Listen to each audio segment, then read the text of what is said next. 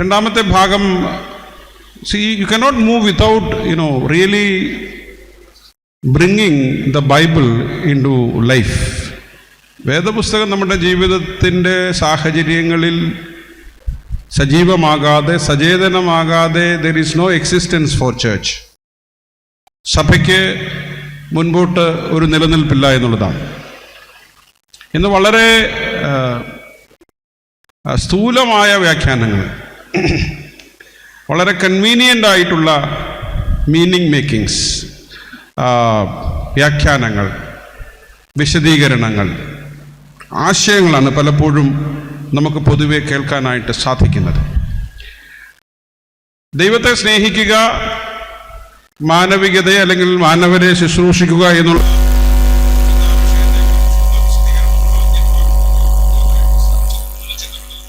നിങ്ങളോട് പങ്കുവച്ചു.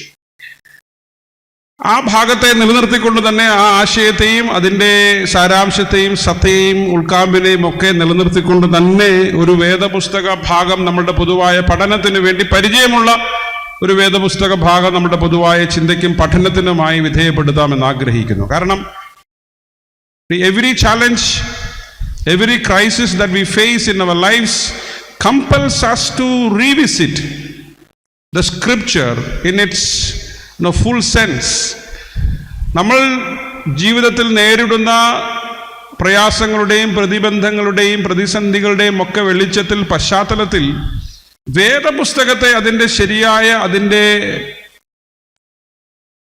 പൊതുവായ അർത്ഥത്തിൽ, യഥാർത്ഥ അർത്ഥത്തിൽ, ഒറിജിനൽ ഓർഗാനിക് മീനിങ്ങിൽ അതിനെ മനസ്സിലാക്കാനായിട്ട് നമ്മൾ മനസ്സിലാക്കാനായിട്ട് ശ്രമിക്കേണ്ടത് ആവശ്യമാണ്. ലൂക്കോസിന്റെ സുവിശേഷം 16-ാം അധ്യായത്തിന്റെ 19 മുതൽ 31 വരെയുള്ള വാക്യങ്ങളിൽ ഒരു വളരെ പ്രസിദ്ധമായ ഒരു ഉപമയുണ്ട് കർത്താവായ യേശുക്രിസ്തുവിൻ്റെ. അത് ലാസറിൻ്റെയും ധനവാന്റെയും ഉപമയാണ്. നിങ്ങൾക്ക് ആ ഉപമ അറിയാമോ?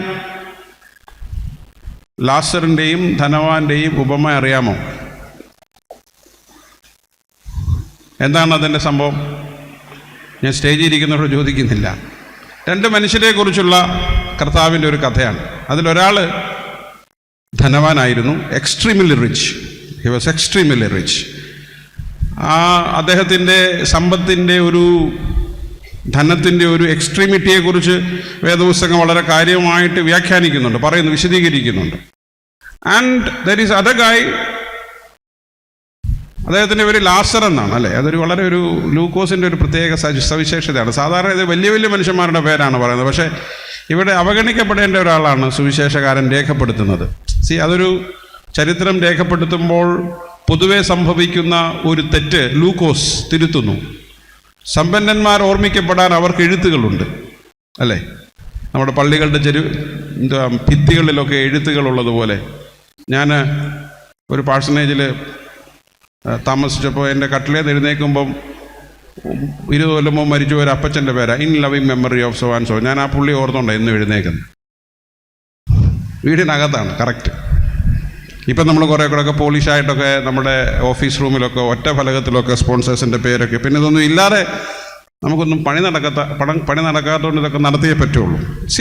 സമ്പന്നരുടെ പേരുകളൊക്കെ പല രീതികളിൽ, പലയിടങ്ങളിൽ, ചരിത്രങ്ങളിലൊക്കെ എഴുതി വെക്കപ്പെട്ടിട്ടുണ്ട്. Where the poor, the marginalised, the vulnerables have been systematically, conveniently forgotten and unscripted in the human history. പക്ഷേ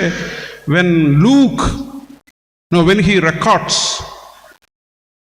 even a story of Jesus, കർത്താവായ യേശുക്രിസ്തു പറഞ്ഞൊരു പാരബിൾ, ഒരു ഉപമ ലൂക്കോസ് സുവിശേഷകാരൻ രേഖപ്പെടുത്തി വെക്കുമ്പോൾ he is not forgetting to name the poor. പൊതുവിൽ ഒഴിവാക്കപ്പെടേണ്ട, പരിഗണിക്കപ്പെടേണ്ടതല്ലാത്ത, വിസ്മൃതനാകേണ്ട ഒരാളെ ലൂക്കോസ് മനഃപൂർവ്വം ഓർത്തു വെച്ചിട്ട് അത് രേഖപ്പെടുത്തി വെക്കുന്നു. ഇവിടെ അത്തരത്തിലുള്ള ഒരു ഉപമയാണ്. പരീശന്മാർക്കെതിരായി, പരീശന്മാരുടെ കപടഭക്തിയെക്കുറിച്ച്, അവരുടെ സമ്പത്തിനോടുള്ള ആഗ്രഹത്തെക്കുറിച്ച്, മോഹത്തെക്കുറിച്ചൊക്കെ പറയുമ്പോൾ കർത്താവായ യേശുക്രിസ്തു പറയുന്ന ഉപമകളാണ് ലൂക്കോസിന്റെ സുവിശേഷം 16-ാം അധ്യായം ആകമാനം പറയുന്നത്. സമ്പത്തിനോട്, ധനത്തോട്, അത് നൽകുന്ന പ്രിവിലേജുകളോട്, അധികാരത്തോട്, സ്വാധീനത്തോട് സാമൂഹികമായ അംഗീകാരത്തോടൊക്കെയുള്ള വേദപുസ്തകത്തിന്റെ ചില റെസിലിയൻസ്, ആദിമ വിശ്വാസ സമൂഹത്തിന്റെ, ക്രൈസ്തവ സമൂഹത്തിന്റെ പ്രതിരോധം, പ്രതിഷേധം, എതിർപ്പ്, വിയോജിപ്പ് വളരെ കൃത്യമായി ഈ ഉപമകളിൽ പറയുന്നുണ്ട്. ഈ ഉപമകൾ പൊതുവെ പറയുന്നത് ഒരു എസ്കറ്റോളജിക്കൽ, യുഗാന്ത്യപരമായ നിത്യതയെക്കുറിച്ചുള്ള, നിത്യതയുടെ യാഥാർത്ഥ്യത്തെക്കുറിച്ച് നമുക്ക് ചില സൂചനകൾ നൽകുന്ന കഥകളാണ്. നമ്മൾ നമ്മുടെ ചിന്താവിഷയവുമായി ബന്ധപ്പെട്ട് വായിച്ച സുവിശേഷം അതേതാണ്? മത്തായി. അതായിട്ടുണ്ട്, ഉടനെ ആവും. മത്തായി 25. ഏത് ഉപമയാണെങ്കിലും പറയാമോ? ഡെപ്യൂട്ടേഷൻ പ്രസംഗത്തിന് പോയവരാരൊക്കെ ഉണ്ട്?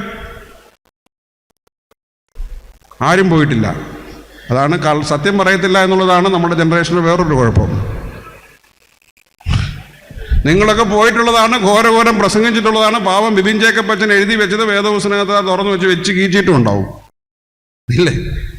ഏത് ഉപമയായിരുന്നു? ഇടയൻ ചെമ്മരിയാടിനെയും കോലാടിനെയും തമ്മിൽ വേർതിരിക്കുന്ന ഉപമയെക്കുറിച്ചാണ് നമ്മൾ വായിച്ചത്. ലൂക്കോസ് മത്തായിയുടെ സുവിശേഷം 25-ാം അധ്യായത്തിൽ. അത് നിത്യതയെക്കുറിച്ചുള്ള ജഡ്ജ്മെന്റിനെ കുറിച്ച്, കാറ്റഗറൈസേഷനെ കുറിച്ച്, വേർതിരിക്കലിനെ കുറിച്ചൊക്കെ ഉള്ള ഒരു സൂചന നൽകുന്ന ഒരു കഥയാണ്. സമാനമായിട്ടുള്ള ഒരു ആശയത്തിലാണ് ലൂക്കോസിന്റെ സുവിശേഷം 16-ാം അധ്യായത്തിൽ കർത്താവായ യേശുക്രിസ്തു പൊതുവിൽ eschatological, when he wanted to challenge an existing anomaly, he always invokes the eternity.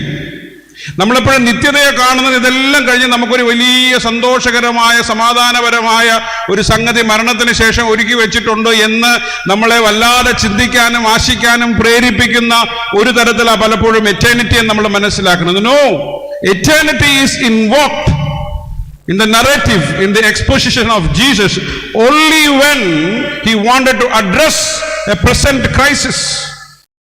യേശു നിത്യതയെ ചൂണ്ടിക്കാണിച്ച് ദൈവരാജ്യത്തിന്റെ, അവസാനമില്ലാത്ത രാജ്യത്തിന്റെ ക്രമത്തെ ചൂണ്ടിക്കാണിച്ചിട്ട് he wanted to threat the present. He wanted to challenge the injustice, inequality and anomaly of the present. കർത്താവായ യേശുക്രിസ്തുവിന്റെ eschatological പാരബിൾസിന്റെ എല്ലാം ഏറ്റവും വലിയ ദൈവശാസ്ത്ര സാധ്യതയാണ്.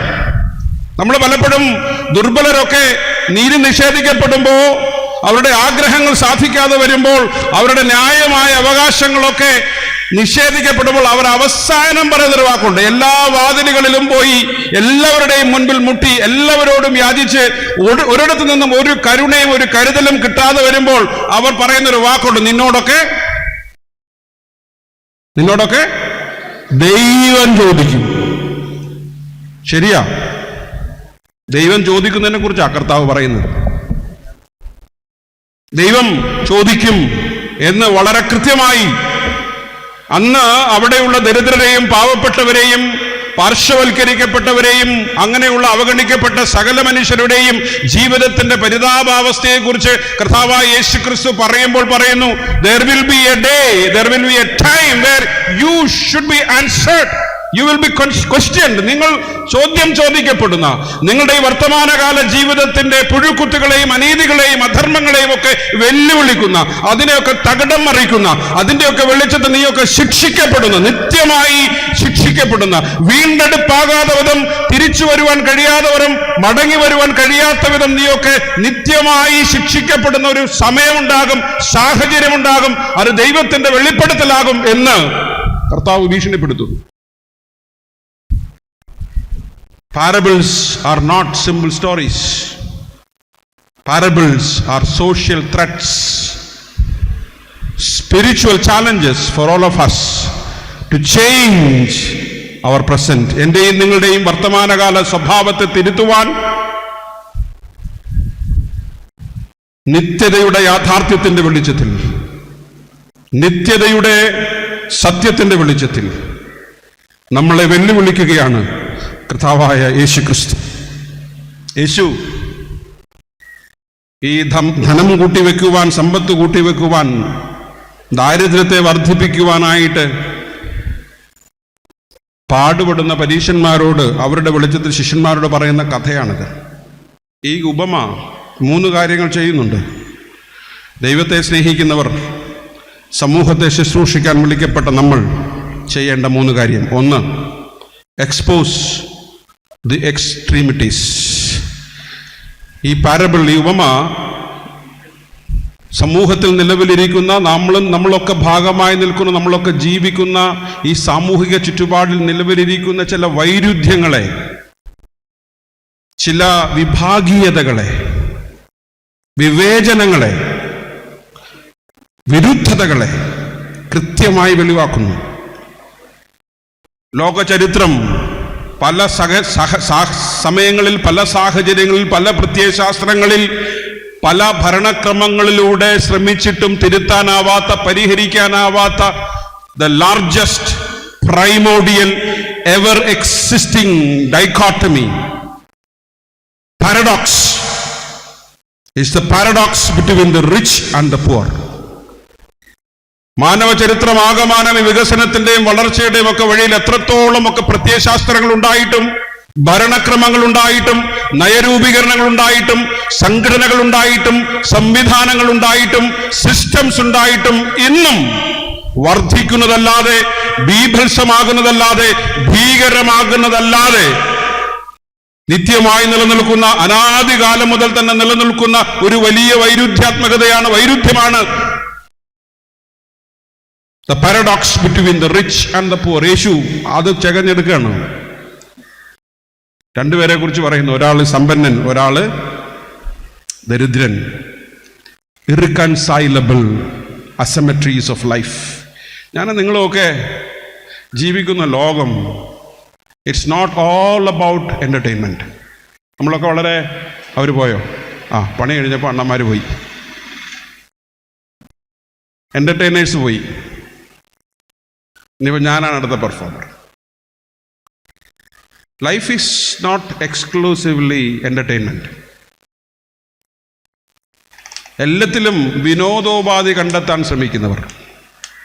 ജീവിതം, അതിൻ്റെ ആകത്തുക വിനോദമല്ല. നമ്മളൊക്കെ നേരിടേണ്ട എക്സ്ട്രീമിറ്റീസ് ഉണ്ട്. First half of the story അവിടെ പറയുന്നുണ്ടല്ലേ. അവിടെ പറയുന്നത് ദരിദ്രൻ എവിടെയായിരുന്നു? ഈ കഥയിലെ ദരിദ്രനായ ലാസർ എവിടെയായിരുന്നു? ആരെങ്കിലും ഒരു മൈക്കൊന്ന് കൊടുക്കുക കേട്ടോ. എവിടെയായിരുന്നു? ഈ സമ്പന്നനായ മനുഷ്യന്റെ ഗേറ്റിന് പുറത്ത്. ഗേറ്റ് അല്ലെ, വാതിലുകൾ, ഗേറ്റുകൾ. One side a man inside, other side a man outside.